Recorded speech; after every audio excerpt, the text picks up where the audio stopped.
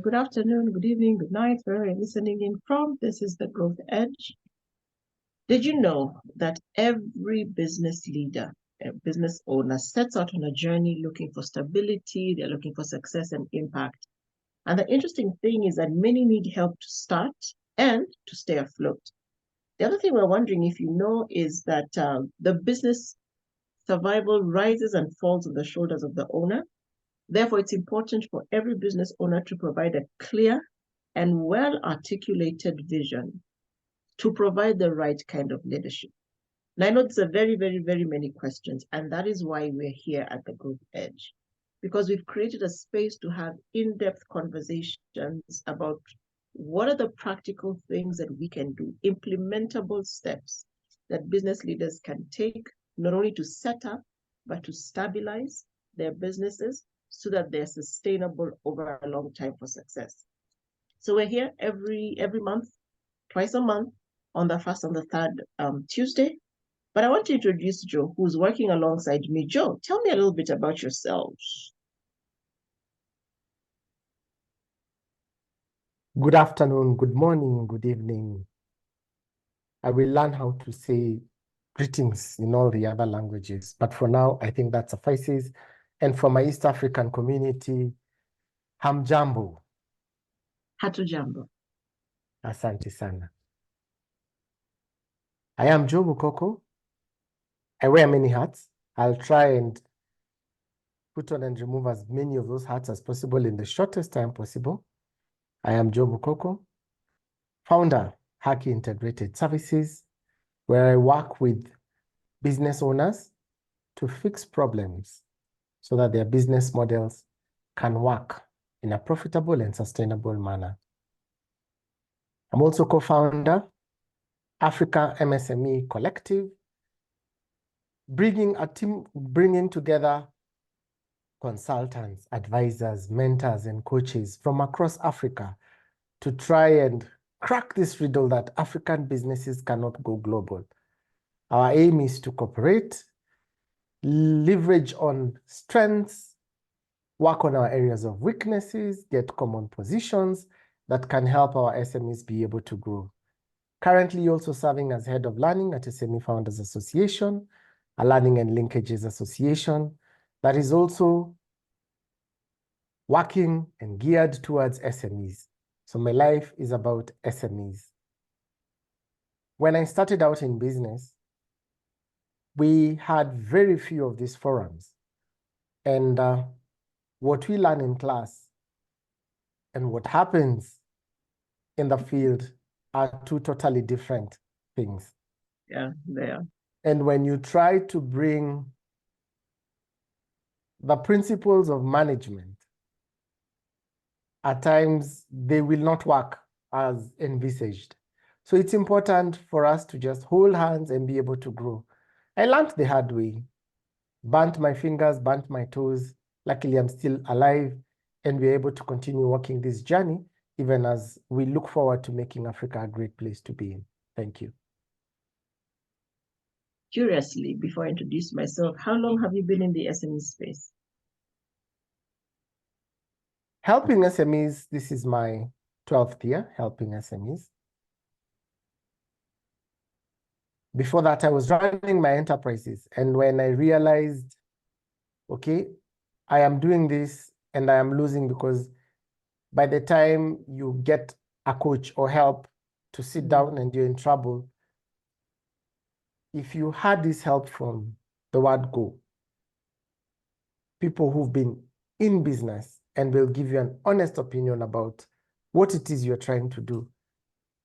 If I would call it, they would take you and put you on a sieve, you know, sift through. Yes, to sift through. So that what is good is what comes out, and what is not supposed to permeate through the sieve remains. 12 years ago, I started doing this, but not full-time as I am doing it right now. I would double into it whenever I was called upon to go and assist.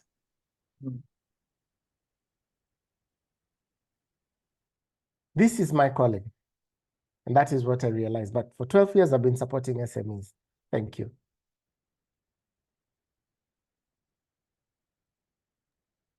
So 12 years you've supported SMEs. Fantastic.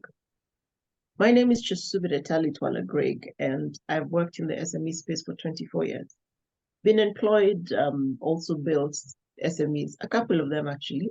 We shall talk about how many businesses we've built with, between Joe and I in a little bit. But what I currently do is I help business leaders use storytelling as a tool for strategy.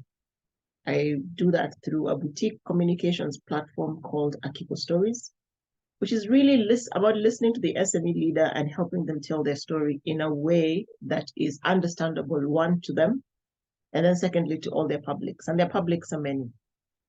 I'm also co-founder at the Africa MSME Collective. And as Joe has said, our role is simply to make life easier for businesses to set up, to stabilize, scale, and be sustainable. Why those four things? In Africa, most of our businesses end with one generation, and we're looking to help business leaders across the continent build intergenerational businesses. So that means first, second, third, fourth. If we can get to 20th, all the better. So this is the Growth Edge. And what we set out to do is combine our joint over 40 years of experience, and not just ours, but those from our network, to have some very honest conversations about SMEs and what ails us and what keeps us moving and the realities on the ground. So I think, Joe, we need to start with some statistics about entrepreneurship. What are common statistics we have when we talk about SMEs?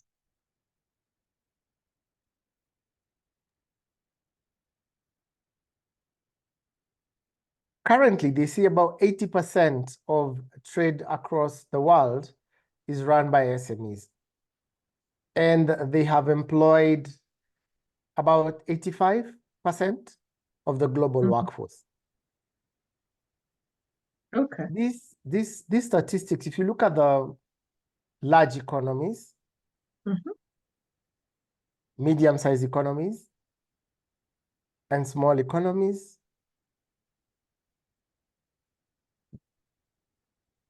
they kind of concur with this statement. So it's not just a statistic that is being thrown around or just being uttered and being put in reports and ministers from each country saying this is what SMEs are doing. And if you look at it, that's the reality on the ground. So SMEs are the drivers of economies. If you look at the large economies like Germany, Japan, China, the US, Russia, Canada, India, Malaysia, it's the SMEs that drive these economies. And during COVID, we expected the world to go into recession. That didn't happen the way we expected. The economy slowed down across the world, but they kept on moving. Look at our country. They kept on moving. They might not have made profit, but they kept on moving, and they kept the lights on, they kept the doors open, and they kept movement of people and goods across the economies. So if we create 85 to 95% of the work, why is it that as SMEs we seem to think that we are not important? What have we missed as a community? I think it goes back to why do we set up these businesses? If I was to ask you, why do we set up these businesses?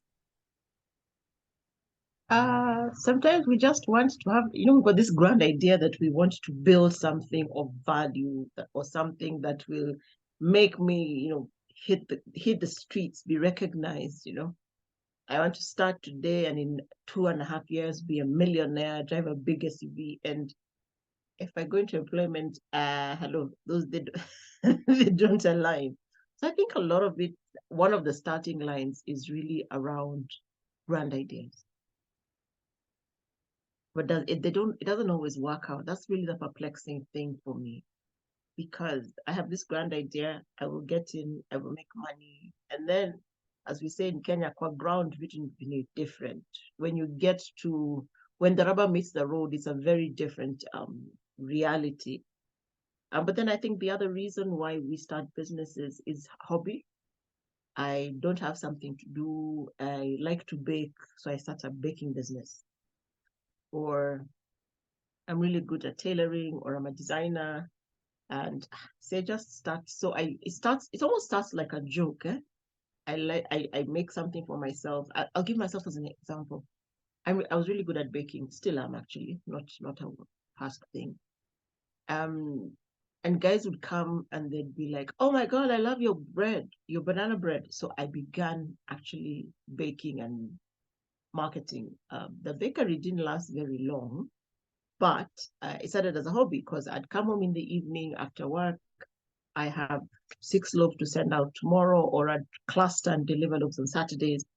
It just started as a hobby. So I think that's one of the other reasons we start. And then the third one I can think of is the desire to fix a problem. So there's something I couldn't find in the market and I found it. And as I talk to other people, they're also looking for that particular thing. So I begin a business around that. So it's need based. I saw a need, I met a need. And I think the one maybe we need to talk about is just that I need money, subsistence. There's no food in the house. I don't know what to do. I've probably looked for a job. I cannot get a job. So I will look around. I call these the Me Too businesses. I look around and Joe is by the roadside selling mangoes and his mangoes are going. So then I will go and I will buy mangoes and I will sell them. Now, some people would say that doesn't always happen, but when we look at the micro businesses and the small, the lower half of the small, because see, when you look at the definition of small, it's up to 300 million. So the top part of the small, I'm not really looking at into medium. But when you look at the micros, which is where the bulk of the African businesses are, many of them are subsistence. And it's because we need to eat, so we started a shop. Because we need to eat, we decided let's go and cook food, so we start like that. And I think for me, and I don't know what your opinion is, when the reason is just money, because the cycle of businesses can be very trying. When the reason for me was always just money, I need to buy food, the day trouble hit, it was so difficult to stay on track. I needed more than just, I need money to get up, right? Because when there were delays in payments, when there were not enough orders, when I didn't have clients, that energy to wake up in the morning and go to work was a lot. So it's just thinking around, understanding why we start businesses and then questioning, not that any reason is bad, but I think there are better reasons. Some of these we've listed are better reasons to start a business. So I would ask you, Joe, what's the better reason to start a business?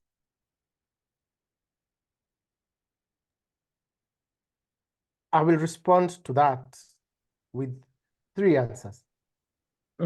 First, when I listen to your story, it goes back to statistics that 75% of startups fail within the first 5 years. And of the 25% that remain, 50% of them fail within the next 2 years. So by year 7, they wound up. So only 25% remain. Now, if you look at the reasons you've given me, could be part of the reasons why startups are not making it. Because if you had this grand idea and the idea does not work, what do? You abandon it. You walk away. We've abandoned projects, you and I, and we've walked away. Okay? We've done businesses as a hobby. And when you realize the hobby is expensive, you've left it, you've gone. Yeah. I would ask you, the population is still growing. Why are you not baking? Good The passion question. is not there. Yeah, I mean, I think about it in terms of you work late at night, you're up early in the morning. So it's that my priorities changed because I needed to focus more on raising my son to then do a business that generates the right amount of income that frees me to have, instead of sleeping at 3 every day and waking up and I need to take him to school. It just became too much, really. You have given me one of the answers, freedom. We need to be able to build that freedom. Sometimes it's not easy, it takes time, but it goes back to your why. Why are you doing that business? Is it because your friend is selling electronics next to you or has opened a clothes shop next to you? Mm. I was giving a story at a group coaching session of this gentleman who thought that the neighbor who runs a shop in town, downtown. He buys electronics, he sells them from across the world, Turkey, South Africa, Egypt, China, Japan. Mm-hmm. And he assumed that because he's more knowledgeable, he's worked for a tier 1 bank, Mm-hmm. and now he's gone into retirement, he's got capital, he will be able to perform better than his neighbor. You see, his why was wrong, because for the neighbor, the why is he's selling this electronics because he wants to sell electronics. He knows where to get the electronics. He's seen the market. He's satisfying a need. He's realized people are suffering trying to look for certain brands and they're not getting them. So that is his why. He gets the brands, he's able to get the brands, good brands, and sell. But the neighbor assumes this man is making money. So what is my why? I can do better than him. Now, running a business is not a walk in the park. It is an ego-based why. Yes, that is an ego-based why. Okay. Okay. So if the market does not respond the way he expects, or crisis hits, like what happened with COVID, you get stuck.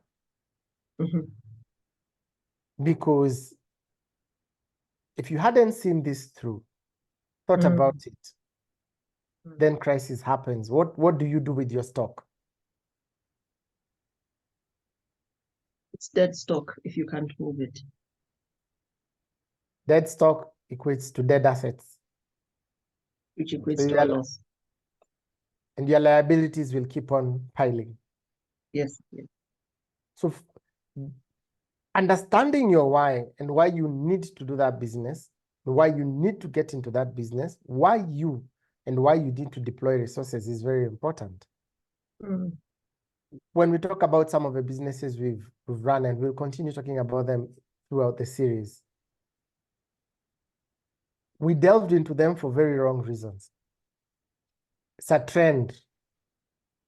There's a gap, but have you actually determined the gap? Have you sat and gone through and looked through and thought through, and this is the product, this is the market. How does the product get to the market? Does the market actually need your product? Or what is your cost of getting that product to the market?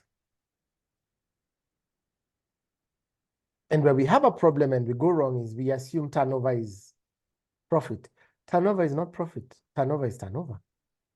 What are your operating costs?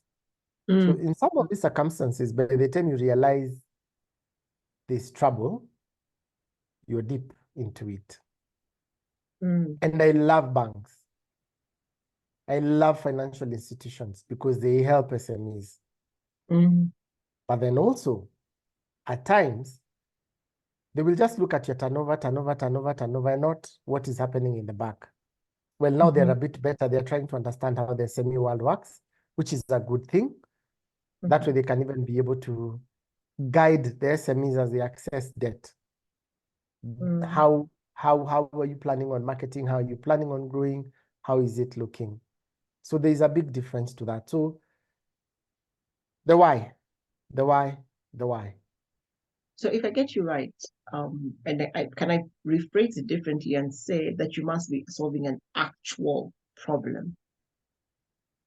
Because then you have, drawing from what you've said, you have done the research, you have known this is an existing problem, you've known pretty much we have 30 people who will buy every week or every other day, which then is at X price, which then means their need is met and so is mine.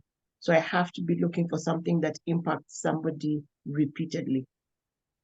Yes. So Very true. why do we mostly assume that just because I can see Joe is his barbershop is working, why do I assume that I can do the same thing? Is it just the way we're wired as humans? Or is it just that we just don't know what to look for? I wouldn't say we don't know what to look for. Mm-hmm. If you look at most of the business ideas and the businesses that grow, Mm-hmm. they are not new. Yeah. Okay. Mm-hmm. Even with deployment of technology, what technology has done is to make the running of those businesses easier and access to markets easier Mm-hmm. for both the seller and the buyer. Mm-hmm.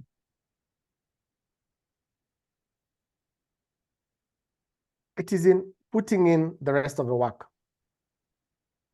That is where we have a problem. I might have more capital than you. You might have more capital than me. Go ahead. I thought my business is just about giving me money. What do you mean work?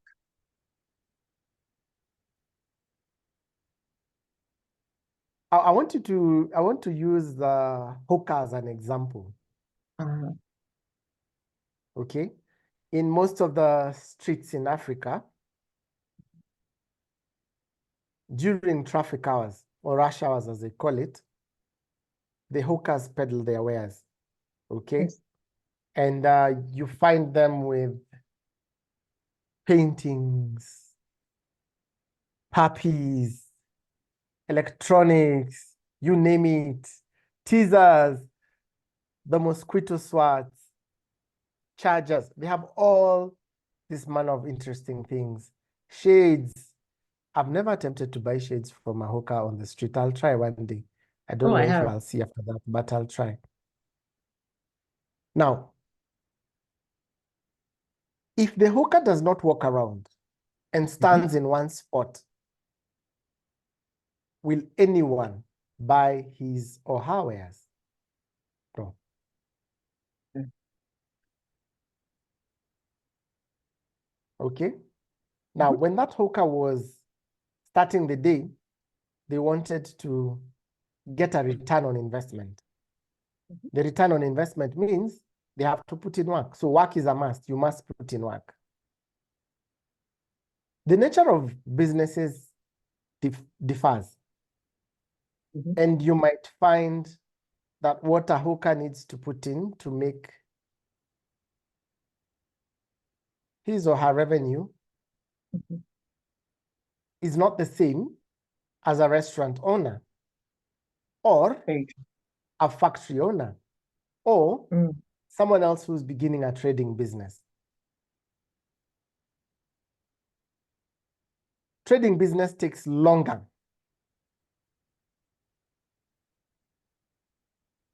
to bring back returns. Why? You start, you go slow, you hit a patch, you come back. Sometimes you don't make the profit. You might be into years of losses, maybe 3 or 4 or 5. As you get your footing, startup time is defined as between 5 to 7 years. Okay. But for the hawker, you see it's immediate return. But still, even with that immediate return, the hawker has to put in the work. Work with the item and show you, you know, this pen is colorful. Or tell you, I have a mosquito. Okay. This attracts all the mosquitoes, a radius of 10 meters. If I was to work with this and not show you what it does, would you be interested? No. I have to be able to display to you that it works. Just putting on the button, that is work. So you have to be ready to put in the work. Whether your why is based on an ego or your why is based on a need to make money or your why is based on passion to be able to solve a problem that the community is having. The grounding thing is I must have a strong why that then gives me the energy that I need to keep going. Yes. Interesting. Strong why is very important. Strong why. And I I know a lot of people may not agree with this, but I strongly believe that money is not a strong why. It is not a strong why. Because what is your reason for that? Before I tell you what I think. Because money is never enough. I may need 10,000 today, but my lifestyle will adjust when I get to that 10,000. So money will just never be enough. And for me, I've seen it breed greed. I've seen it, and greed now just becomes this huge amorphous thing. I'm not saying that we shouldn't have a monetary target. No, but I'm saying that for me, the monetary target should not be the biggest thing. My why has to be something different. I concur with you on that. I go back to the statement you've just made, a strong why. Why are you doing it? Why you? Why should you deploy resources? And why should the community or the market that you're targeting listen to you?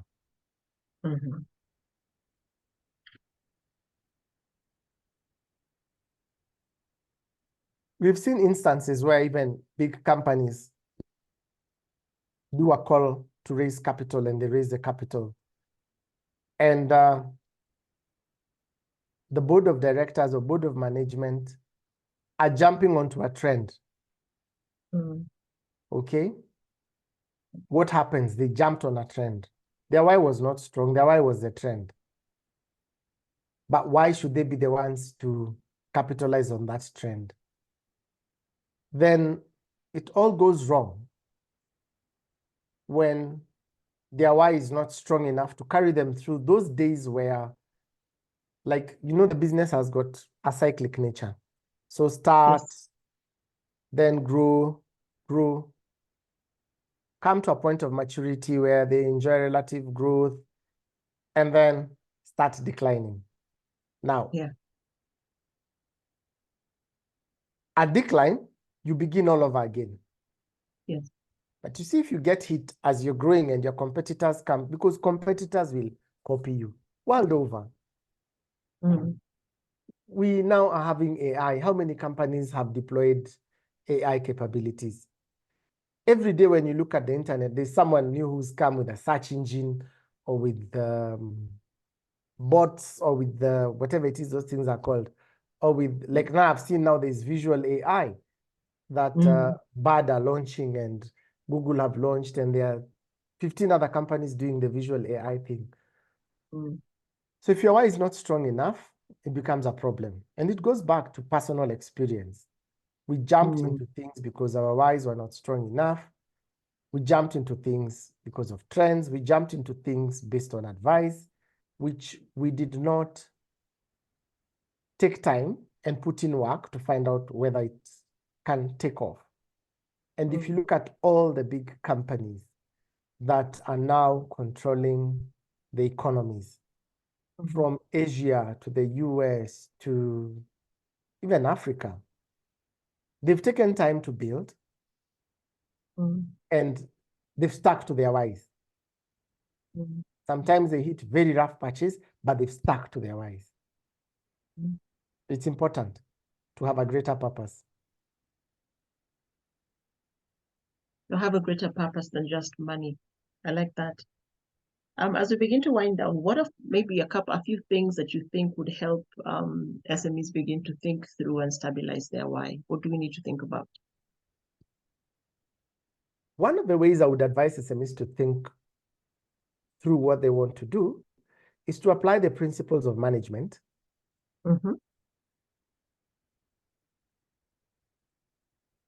And you don't have to follow them in one language. You can break it down in whichever way you look at it. But all the things we do in business fall under those 4 principles of management.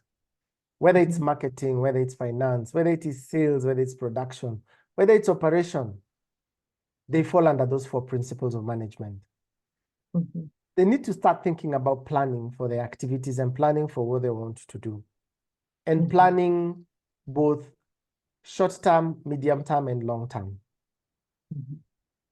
Because 10 years from now, you have to go back to where you began from. So 2034, work backwards, 10 years from now. What would I like to see? Then bring it down to maybe 5 years, 3 years, what do I want to see? The next 1 or 2 years, what do I want to see? This helps you be able to tackle issues that may come, allow you to be adaptive to situations. And then, if I'm hearing you right, it means that I need to literally paint a picture and write it out in my mind. So in 10 years, I want to be X% of market share, X volumes with actual numbers. So be selling X number of products, this product range, making X amount of money every year, and making this kind of profit, and then living and define what I want to be living out. And then now come and break it down. So by year 5, we need to be at this mark. By year 2, we need to be at this mark. So now in the next 12 months, this is what we need to do to get to this place of year 2. Something like that. yes. It might not be so clear, but it gives you an idea of where you want to go and how you work towards it. Okay. So that as you move along and there are changes in the market, you can come back and figure out how to adapt, how to either exit the business because you are deploying resources, or sell the business, or deploy more resources if you have a strong feeling backed by figures, facts, and confirmations that your business can be able to move forward. And then as you're thinking about how you want to move ahead and why you want to deploy your product to the market, you have to start thinking about how you will organize your business, how you'll organize your resources. We are deploying resources. Time is a resource. Money is a resource. The products are a resource. Space is a resource. You need to start having those conversations. And then how you would like to lead. You talked about everything hinging on leadership. Yes. We will move as long as the leader moves. If the leader does not move, we shall not move. Yes. Okay? And then having controls in place, systems that will help you be able to move forward. In some of the businesses we have done, we rushed through because we assumed either your background or your educational background or the other hobby businesses you've done before. And running a hobby business is good, but it's totally different from deciding that this is what I'm doing from start to finish. And then not having those proper controls in place, the checks and balances, and something slips through the cracks. Okay? Yes. Why do I say this? If you look at a business model, and we will delve into that as we go through, your value proposition, your customer, your channels, your customer relationships, your revenue streams, your resources, your partners, your activities, your costs, all are guided by those 4 principles of management. How would you tell a story if you don't know why you need to tell a story? And who are you telling this story to? And even telling the story, make sure that the resources that you want to deploy with that storytelling are making sense, but you need to plan for it, okay? You need to organize for it. You need to be able to lead yourself and the teams that you will be working with, and then you have to control. Thank you. Fantastic. I think for me, the big thing, you said something there that really got me thinking when you talked about leadership, because my business is hinged, 1, on my personality, and 2, on my vision. And if I cannot clearly articulate the vision, then I cannot expect my team to follow me where it is I want them to go. So I think One of the biggest things I know that we need to do as MSMEs is to sit and kind of stabilize and spend a lot more time around vision building, so that then I know I want to be a billionaire. Like, well, what kind of billionaire? How will I get there? How, when other people get there, what do they actually do? I think what was most interesting for me was when my son, he's 16, walked up to me, I think 2 years ago, and said to me, "Mommy, there's no billionaire that has one business." I was like, yo, A yeah. 16-year-old. He was 14 at the time. I was like, whoa, okay. So I said, okay, so what does that mean? And he said, if you do want to be even a millionaire, you need to begin to build your businesses faster and have more income. You know how you'd call yourself to a meeting because you've been called out by a 14-year-old? And that actually taught me that I need to keep him like right next to me over here. Also because there are things that our children see. So then maybe in time, we need to have the whole conversation about intergenerational transfer.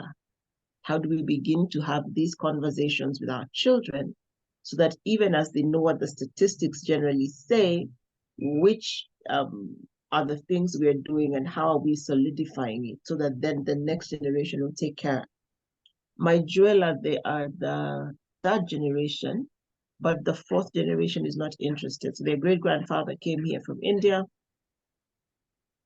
Actually, probably fifth. I think their great-grandfather is on, their grandfather, the great-grandfather came. The grandfather built the business with him, passed on to their father, who has passed it to them. But their children are like, yo, we don't want. So now they're working on how do you build to sell? Because when they're ready to retire, because they're in their 60s now, their children are not interested. And it was interesting because when they got married, their wives joined the family business. And their wives are as passionate as the business as they are, but the children are like, too much. So I think when we think about businesses as Africans, one, we must begin to think intergenerationally. And the other thing we must also begin to do is, if we have a strong why, then we can share it with our children and our partners and build an understanding for the long hours you will work building the business. So that's the kind of space we're creating, where we have candid conversations. We are not scripted. We're not trying to achieve certain people's gains. We're just looking at, in the last combined 40 years of experience, a lot of it is ours, a lot of it is working with people and also supporting SMEs. What are the things we must talk about realistically and openly? So this is what the Growth Edge is all about. It's all about candid and in-depth conversations.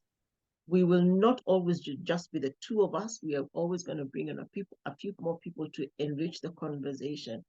But the bottom line is, if you are going to start a good business, a strong business, an intergenerational business, you must have a strong why. And your why becomes the fuel that will help you build for purpose. So if my why is to change the lives of young people, then I will build my business in such a way that I will create opportunity for them, but I will also be patient with them. So then it means I need to learn skills of patience and quietness and all these things that will help. So I think we can actually stop it there. I propose we stop this conversation there. Joe, you and I can talk about Biashara until kingdom come. I'm okay with that. Okay, go ahead. What is one thing you would like our community to go home with? One thing. First, I need a clarification from you. Mm-hmm. You've talked about billionaire. So you want to be a billionaire in what currency? It's very important. US dollar. Actually, okay. I will not say US dollar. I will say the strongest currency in 10 years. The strongest currency in 10 years. I like that. Well, it could be the euro. That. It could be could be the yen. I think my biggest challenge to SME owners will be to encourage them to look for help. Help is available. look for help. If you can read on the internet. If you can get a YouTube channel that can give you tips, there's so much of that on the net, do it. But continuous learning is important.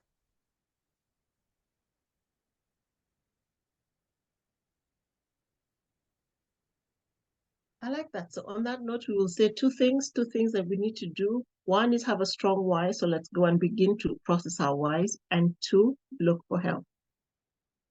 Look for help. There is help out there. There are many formats. There are classes, there are trainings, there are videos, there are books.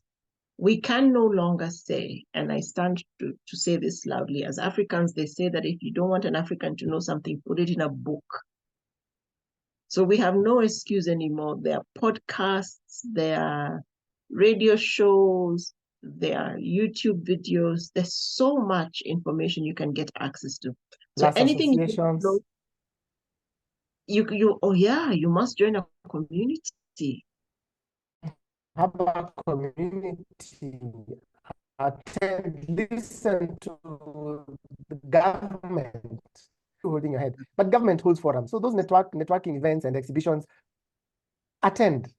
You will pick up one or two things that will make you wiser at the end of the day. But then it's reminded me that government makes the policy, private sector tests the policy and gives feedback. So then we must integrate with government. So I will change my attitude. I will no longer hold my head. But I know this is a good place to stop this conversation because it gives us things to do. So two things to do: stabilize and really just figure out what your why is. And if you find it's nah, it's okay. Come back and tell us. We'll have a conversation about it. And secondly, look for all the information you need. There are multiple information sources. So as we wind down the growth edge, please feel free to follow us, subscribe to the channel, hit the notification button so that when the next episode comes up or when we have an announcement, you will be able to see it and find it. And most of all, what we ask you to do today is go back and build your business. At the end of the day, the one thing you can never go wrong with is building your business. So from us at the Growth Edge, courtesy of the African MSME Collective, we say thank you and we look forward to being with you for the next episode.